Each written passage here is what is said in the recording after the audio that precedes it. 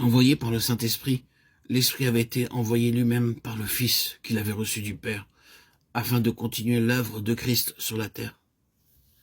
C'est en envoyant des hommes qu'il continue cette œuvre. La mission de l'Esprit cherche donc à donner à l'Église un esprit missionnaire. L'Esprit est répandu sur toute chair, acte 2:17. Il ne saurait avoir de repos que Christ n'ait été annoncé à tous.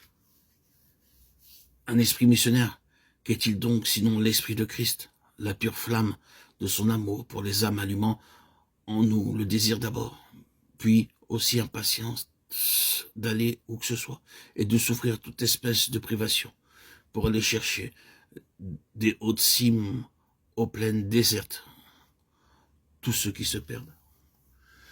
Est-il vrai que nous appartenions à Christ? Si quelqu'un n'a point l'Esprit de Christ, il n'est point à lui. Romains 8:9.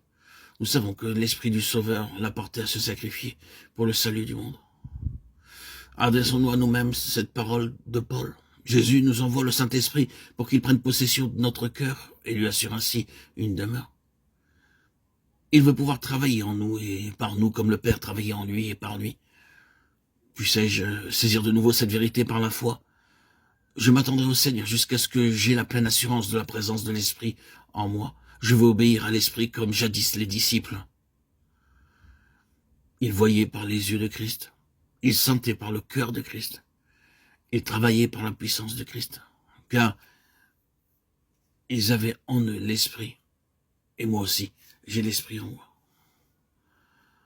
À son avant-dernier anniversaire, un auteur célèbre écrivait « Jésus, mon roi, ma vie, mon tout. De nouveau, je me consacre entièrement à toi. » Il mourut à genoux, la tête dans ses mains et priant. Oh, Dieu, tu as envoyé ton Fils pour être le sauveur du monde. Tu lui as remis la domination sur toute chair, afin qu'il donnât la vie éternelle à tous ceux que tu lui as donnés. Tu as aussi répandu ton esprit sur toute chair, chargeant tous ceux qui l'ont reçu de faire connaître à d'autres cette grâce merveilleuse. C'est ton amour et ta puissance qui nous ont envoyé l'Esprit, et c'est avec le même amour et la même puissance que ton Esprit envoie à présent ceux qui veulent lui servir d'instrument pour glorifier ton Fils. Nous te bénissons de nous avoir donné ce divin salut. Oh, notre Dieu, nous sommes surpris et confus de la négligence qu'apporte l'Église à remplir son divin mandat. Nous sommes humiliés de notre lenteur à saisir la promesse de ton Fils, à obéir à sa volonté, à continuer son œuvre. Nous crions à toi, notre Dieu. Daigne réveiller ton Église et que ton esprit, l'esprit missionnaire, remplisse le cœur de tous tes enfants. Oh mon Père, tout de nouveau je me consacre à toi, voulant vivre et travailler, prier et souffrir et tout sacrifier pour l'avancement de ton règne. De nouveau je reçois par la foi le don merveilleux du Saint-Esprit, l'Esprit même de Christ en moi. Je te demande humblement d'accorder à nous, tes enfants, la vertu du Saint-Esprit. Qu'elle prenne si bien possession pour Christ de leur cœur et de leur vie, que tout leur désir soit de voir la terre entière remplie de ta gloire.